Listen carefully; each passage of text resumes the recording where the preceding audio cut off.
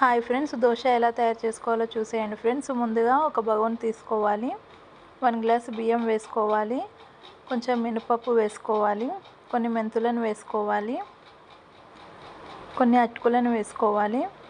Water వేసుకొని శుభ్రంగా wash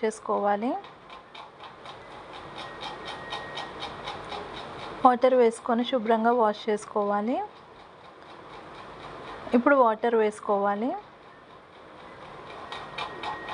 plate పెట్టేసుకొని నానబెట్టేసుకోవాలి. చూడండి, ప్లేట్ తీసి చూస్తే చూడండి మనకి ఇక్కడ మంచిగా నానిపోయాయి. ఇప్పుడు ఒక మిక్సీ జార్ తీసుకోవాలి.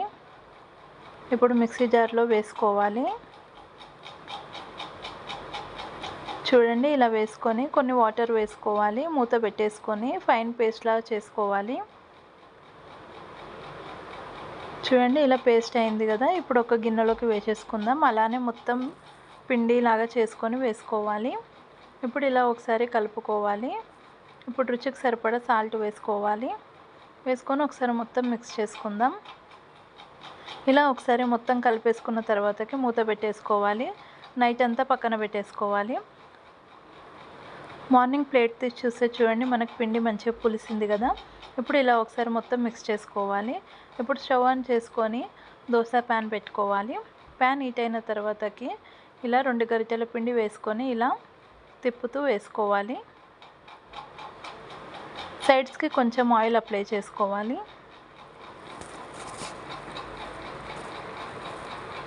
చూడండి ఫ్రెండ్స్, దోశ ఎంత బాగా వచ్చిందో. ఇప్పుడు టర్న్ చేసుకొని మంచిగా కాల్చుకోవాలి.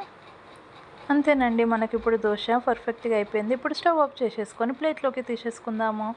అన్నీ ఇలానే చేసుకోవాలి ఫ్రెండ్స్.